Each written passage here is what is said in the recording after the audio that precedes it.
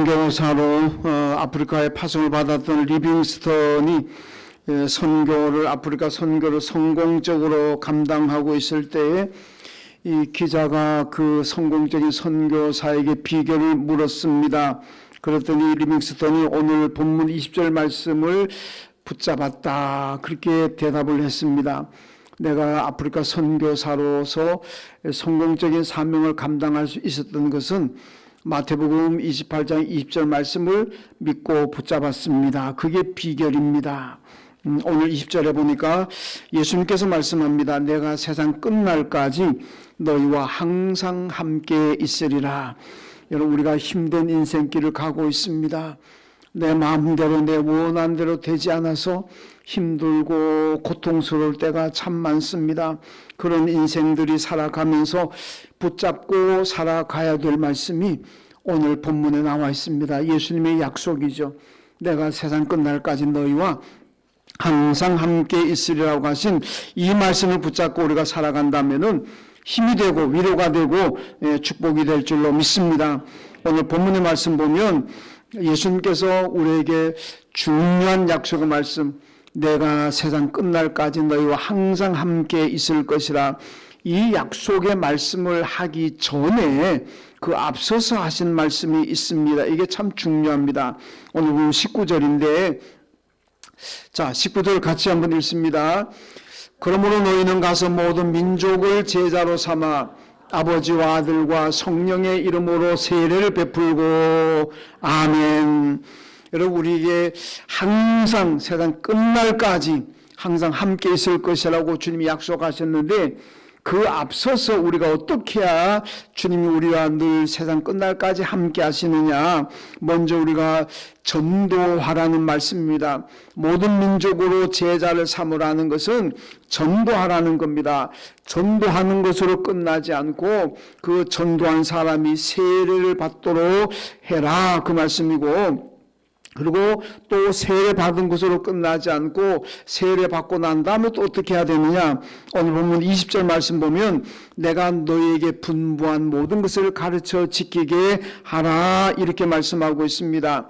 여러분, 그렇게 되면 내가 세상 끝날까지 너희와 항상 함께 있을 것이라, 이렇게 약속하고 있습니다. 그러니까 우리 먼저 전도해야 됩니다. 모든 민족을 제자로 삼아라. 내 가족이든 내 이웃집이든 누구든지 간에 우리가 전도해야 되고, 전도하고 난 다음에 그냥 무관심하면 안 되고 그분이 세례를 받도록 해라. 세례 받고 난 다음에 또 주님께서 우리에게 가르치고 분부하신 말씀, 하나님 말씀에 순종하며 살도록 해라. 만약에 그렇게 된다면은 내가 세상 끝날까지 항상 너희와 함께 있을 것이라, 이렇게 주님 말씀하고 있습니다. 우리가 살아가는 인생을 하는 것은 우리가 성경의 표현대로라면은 사방으로 우겨쌈을 당하고 있습니다. 여러분, 마귀 사탄이 그 굶주린 사자가 먹이를 찾아 헤매는 것처럼 여러분, 우리를 유혹해서 넘어뜨리기 위해서 온갖 방법을 다 동원을 하고 있습니다. 그만큼 우리가 살아가는 인생길이 힘들고 어렵다는 얘기입니다. 이런 상황에서 내가 세상 끝날까지 너희와 항상 함께 있으리라고 한 이 주님의 약속의 말씀은 우리에게 큰 힘이 되고 위로가 될 줄로 믿습니다. 그러므로 우리 성도들은 늘 전도하고, 내가 전도한 분들이 세례 받도록 잘 영적으로 지도하고, 그리고 뿐만 아니라 하나님 말씀에 잘 순종하며 살도록 잘 지도하라. 그러면은 우리 주님이 항상 나와도 함께 하시고 내가 전도한 사람과도 함께 하실 줄로 믿습니다. 여러분, 오늘 다 여기 세례 받으신 분들이고 또 오늘 세례 받으실 분들도 계십니다. 여기 아직 세례 안 받으신 분들도 계시지만은 꼭 세례를 받으십시오. 여기 계시는 분들 내년 봄에 우리가 세례식 할 때는 여러분 꼭 세례를 다 받으십시오.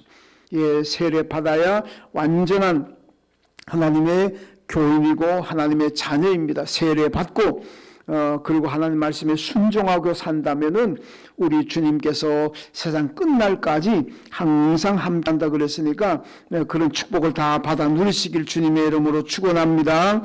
여러분, 세례는 뭐 우리가 잘 아는 영어로 보면은 이 밥티즈라 그럽니다. 이 밥티즈라 그러는데 이 밥티즈는 세 가지 중요한 영적 의미를 가지고 있습니다. 오늘 세례 받으실 분들, 또 세례 받으신 분들, 앞으로 세례를 또 받아야 될 분들 모두가 이 세례에 담긴 세 가지 영적인 의미를 잘 깨닫고 그 의미대로 살아가십시오. 그러면 큰 복이 될 줄로 믿습니다. 먼저 이 밥티즈 세례라는 말은 먼저 잠근다 그런 뜻을 가지고 있습니다. 우리 사진 한 장 볼까요? 예, 우리 지금은 우리 교회 같으면은 뭐 머리에 손을 얹고 세례식을 합니다만은 옛날 초대교회 당시 또 오늘날 같은 침례교 이런 계통에서는 세례 받을 때 물에 가서 물에 담급니다. 뭐 머리를 물에 담급니다. 저 사진은 제가 작년에 그 미국 한미노회 연합 청년 세미나 필리핀에서 했는데 그때 필리핀 가서 그 제가 세례 베푸는데 거기서는 이제 거기 방식대로 물에 들어가서 완전히 물에 잠급니다. 예, 잠궜다가 이제 고개를 들죠. 예, 그게 이제 세례인데 여러분 이 물에 잠근다는 그 의미가 뭐냐? 이게 죽는다는 의미입니다. 여러분 물론 우리가 세례식 주면서 뭐 잠깐 일어나니까 죽을 일은 없습니다. 근데 물을 계속 담그고 못 일어나게 하면 그 죽잖아요. 뭐 세례를 그렇게 세례는 안 베풉니다만은 하여튼 이 잠근다는 의미는 이제 죽는다는 의미입니다. 여러분 그럼 세례는 뭐냐? 세례 받은 사람들 누구냐? 나는 이제 죽었소. 나는 죽었습니다. 이게 세례 받는 겁니다. 갈라디아서 2장 20절 말씀 보면은 내가 그리스도와 함께 십자가에 못 박혔나니 그런즉 이제는 내가 사는 것이 아니 오직 내 안에 그리스도께서 사시는 것이라 이렇게 말씀합니다. 여러분 세례 받으면은 나는 이제 죽습니다. 그 대신 내 안에 예수가 사십니다. 여러분 내가 예수가 없고 내가 살았을 때는 내 생각대로 살았고 내 고집대로 살았고 내 욕망대로 살았습니다. 그러나 이제 나는 죽고 내 안에 예수가 사신다면 이제 내 삶이 어떻게 되느냐? 예수님의 생각을 하고 예수님의 가신 길을 가게 될 것이고 예수님처럼 행동하며 살아가게 될 줄로 믿습니다. 그러니까 신앙인의 삶이라는 것은 내 뜻대로 사는 것이 아니고 우리 주님 뜻대로 사는 것이 이게 신앙입니다. 근데 그렇게 살면 어떻게 되냐? 나는 죽어야 됩니다. 나는 죽고 내 안에 예수가 사실 때에 내가 주님의 길을 가고 주님 뜻대로 살게 될 줄로 믿습니다. 세례 받기 전에는 내 생각대로 살았다면 이제 세례 받고 난 다음에는 나는 죽고 예수가 내 안에 사심으로 이제 예수님의 삶을 살아가는 것이 바로 세례라 그런 말씀입니다. 여러분 세례는 예수님이 십자가에 못 박혀 죽으신 것처럼 나도 이제 십자가에 못 박혀 죽었다. 여러분 그렇게 생각하십시오. 아이고 교회 잘 살아보려고 교회 갔는데 뭐 자꾸 죽는다 그러고 나는 죽었다 그러고 그렇게 오해하지 마시고 여러분 내가 죽어야 예수가 내 안에 삽니다. 내가 살면은 나에게 행복이 없고 평안이 없습니다. 그런데 예수가 내 안에 살면은 나는 평안하고 나는 행복하고 내게 늘 기쁨이 있는 줄로 믿습니다. 그러니까 나는 죽고 예수가 여러분 살아야 된다는 말씀입니다. 요한복음 12장에 보면요. 하나의 밀알이 땅에 떨어져 가지고 죽지 않고 그대로 있으면은 그 열매가 없습니다. 그러나 떨어진 밀알이 죽으면은 열매를 많이 맺는다 그랬습니다. 여러분 교회 안에 분쟁이 있고 분란이 있고 가정에 풍랑이 일 수가 있고 내가 있는 곳에 여러 가지 갈등과 다툼이 있을 수가 있습니다. 왜 그렇습니까? 그건 내가 죽지 않았기 때문에 그렇습니다. 여러분 교회 안에 나를 죽인 사람들만 모인다면 교회가 얼마나 화목하고 얼마나 평안하겠습니까? 교회가 분쟁하는 교회, 다투고 갈라지는 교회가 왜 그런 일이 일어납니까? 자기를 죽이지 못했어요. 예수를 믿는다고는 하지만은 교회에 나오지만은 나를 죽이지 못했습니다. 나를 죽이고 내 안에 예수가 살게 한다면은 그런 사람들 모이는 교회는 천국 같은 교회가 되는 거예요. 나를 죽이지 못한 사람들이 교회에 모이니까 맨날 갈등하고 싸우고, 우리 노회 안에도 그런 교회 몇 교회 있습니다. 여러분, 가정도 마찬가지입니다. 가족들이 나를 죽이고 예수가 산다면 그 가정은 천국 같은 거예요. 나를 죽이지 못하면은 가정에도 늘 분란이 있을 수밖에 없습니다. 그래서 여러분, 바울이 고린도전서 15장 31절에 보니까 나는 날마다 죽는다 그러잖아요. 여러분, 바울이 얼마나 대단한 사람입니까? 근데요, 자기가 날마다 죽습니다. 옛날에 자기가 살아있을 때는 온갖 사람들을 정죄하고 가두고 때리고 죽이고, 여러분, 스데반이 돌에 맞아 죽는 그 현장에 바울이 있었잖아요. 지휘관을 책임자로 나와 있습니다. 옛날에 바울이 자기를 죽이지 못하고 자기가 살아있을 때는 많은 사람들을 정죄했습니다. 많은 사람들을 저주했습니다. 그러니까 바울 때문에 아픔을 당하고 상처를 받고 여러분 죽은 사람들 얼마나 많겠습니까? 그런데 바울이 예수 믿고 난 다음에 자기를 죽였습니다. 여기 고린도전서 15장 31절 말씀하는 것처럼 나는 날마다 죽는다. 날마다 바울이 죽습니다. 죽으니까 바울 때문에 얼마나 많은 사람들이 살았습니까? 얼마나 많은 사람들이 소망을 가지게 되었고, 얼마나 많은 사람들이 회복되었습니까? 얼마나 많은 교회들이 세워졌겠습니까? 여러분, 내가 죽으면 우리 교회가 살고 우리 가정이 살고 내 주위가 살고 내 인생이 살게 될 줄로 믿습니다. 그러므로 세례 받으실 분들은 전부 다 혈기와 분노, 탐욕과 교만을 다 죽이십시오. 여러분, 나는 죽었습니다. 나는 날마다 죽습니다. 이런 믿음 가지고 이런 모습으로 나오신다면 여러분, 우리 교회는 천국 같은 교회고 여러분들 삶에도 큰 평안이 있고 여러분 행복한 삶이 될 줄로 믿습니다. 그 다음 두 번째로 밥티즈라는 이 세례라는 말은 염색한다, 그런 의미를 가지고 있습니다. 요즘 염색이라는 것은 단순한 색 변화를 넘어가지고 개인의 개성과 스타일을 표현하는 어떻게 보면 예술로 승화가 될 정도로 요즘 염색을 많이 유행합니다. 염색이 많습니다.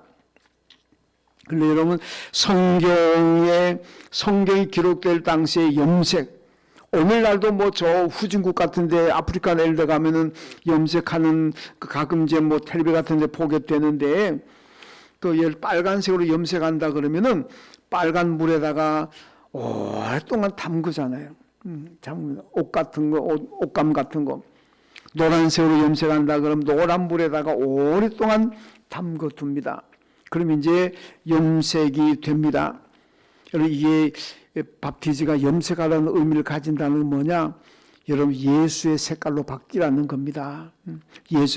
지금은 내 색깔을 가지고 있다면은 이제 세례받은 교인들은 예수의 색깔로 바뀌어라. 예수의 색깔로 바뀌려면 어떻게 해? 예수라는 물에 푹 담거라. 푹 담궈가지고 오래도록 예수께 담겨 있으라, 그 말씀입니다. 예수께 푹 잠겨서 오랫동안 있으면은 예수님의 색깔로 바뀌게 된다. 여러분, 염색에는 옷이 만약에 탈색이 되면, 요즘 락스 같은 것으로 만약에 탈색이 되어버리면 그 옷 입을 수 있습니까? 내가 빨간색으로 염색했는데 락스를 묻어가지고 탈색이 됐다. 아니면 뭐 염색이 잘못돼가지고 색깔이 변했다. 빨간색 옷에 뭐 노란색도 나오고 하얀색도 나오고 막 그래버리면 그 옷 입을 수가 있습니까? 못 입어서 버리잖아요.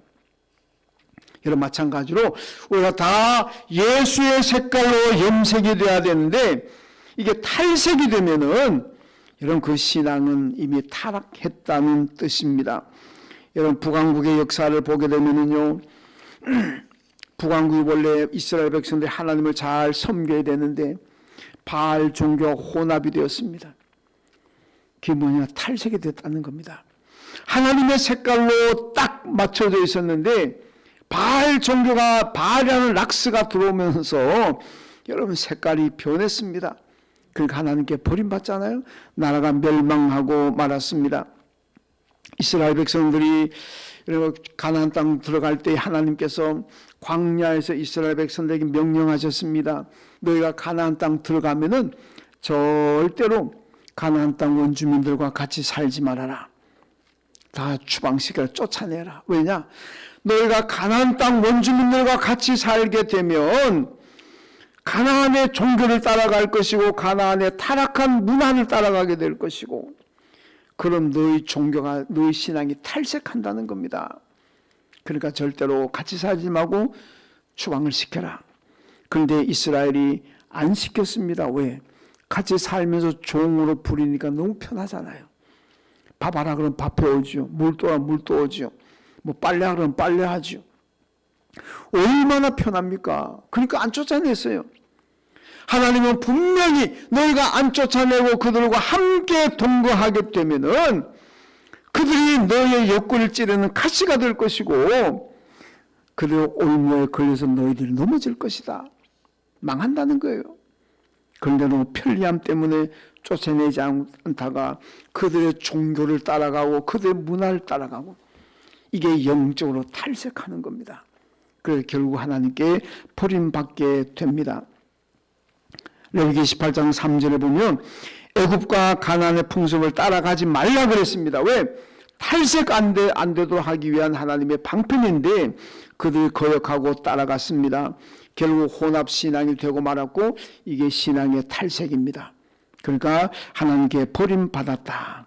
여러분, 우리 세례 받은 교인들은 이제 전부 다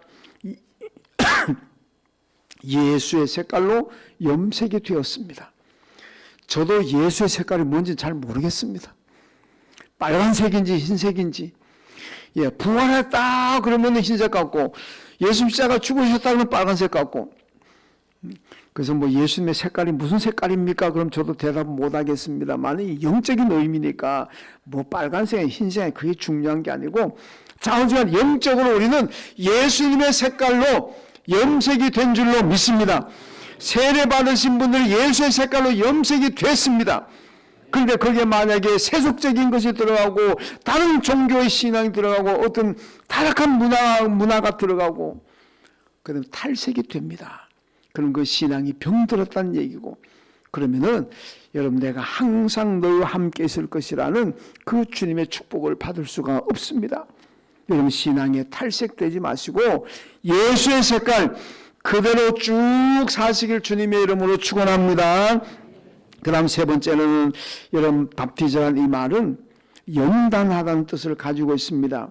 불로 연단한다. 여러분 고려 청자를 만든다, 이조 백자를 만든다. 이럴 때 온도가 몇 도를 올리냐, 1200도를 올린답니다. 여러분 보통 뭐 500도, 뭐 1000도 이러면은 불 색깔이 보인대요. 근데 1200도로 올리면 불 색깔이 안 보인답니다. 굉장히 강한 열이죠. 그 강한 열에 여러분 자기를 구워냅니다. 그러니까 그게 뭐 고려 청자가 되고 이조 백자가 됩니다.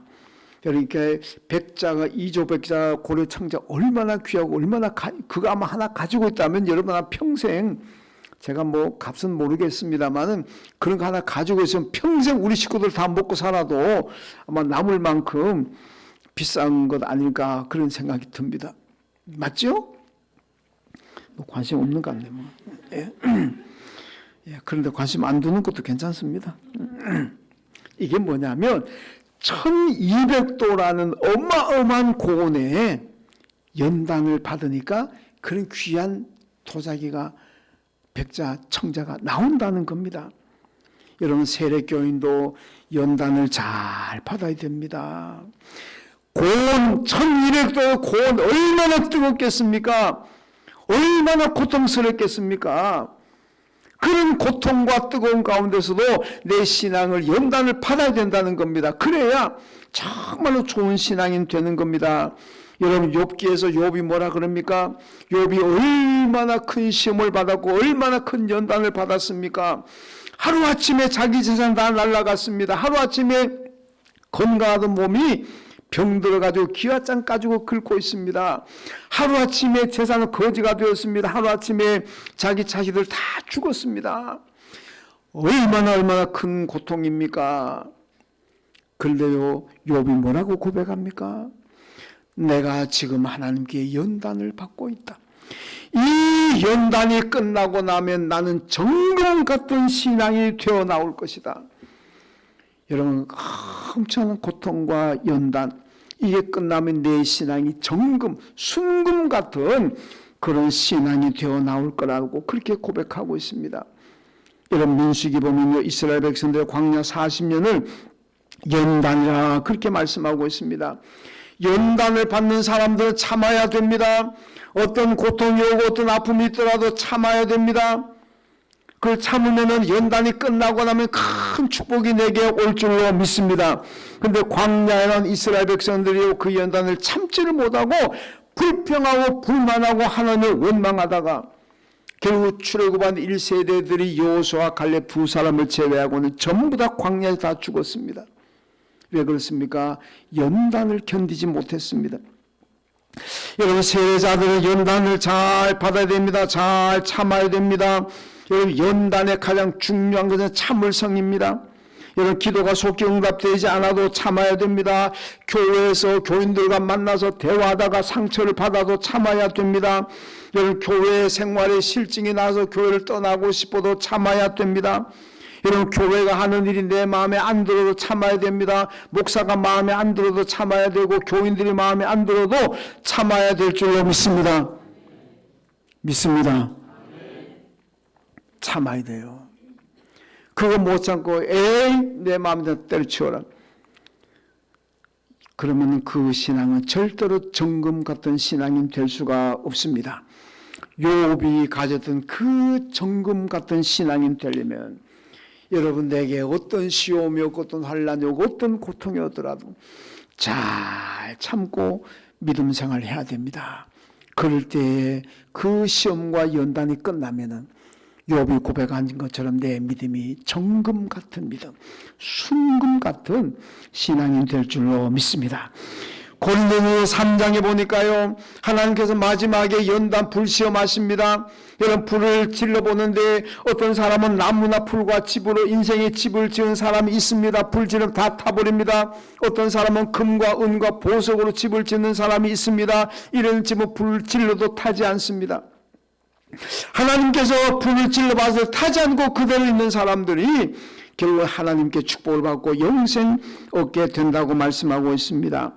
여러분, 어떤 불시험이 오더라도 나무와 풀 같은 인생의 집을 지어가 타버리는 신앙이 아니라 여러분의 신앙의 집이 금과 은과 보석으로 지어서 타지 않고 그대로 남아있는 그런 신앙이 되시길 주님의 이름으로 축원합니다. 여러분, 세례자는 잘 기억해야 됩니다. 불에 타버리는 나무와 풀과 같은 집을 짓지 마시고 금과 은과 보석처럼 불에 타지 않는 그런 인생의 집을 지으십시오. 그거는요, 연단 잘 받고 잘 참으면 됩니다. 어떤 시험과 유혹에도 무너지지 않고 넘어가지 않고 어떤 상황에서도 믿음을 든든히 지켜나가는 분들이 여러분, 정금 같은 신앙이 되고 하나님의 축복을 받고 우리 주님께서 그런 분들과 함께 세상 끝날까지 함께 하실 줄로 믿습니다. 이런 세례 교인 다 되시길 주님의 이름으로 축원합니다. 하나님 아버지 감사합니다. 오늘 세례 받은 교인들, 또 앞으로 세례 받으실 모든 분들, 우리 모두가 잘 연단받고 금과 은과 보석 같은 집을 지어서 어떤 불시험에도 타지 않고 그대로 있는, 그래서 우리 주님과 함께 세상 끝날까지 함께 살아가는 저희들 되게 하여 주옵소서. 예수님의 이름으로 기도하옵나이다. 아멘. 하나님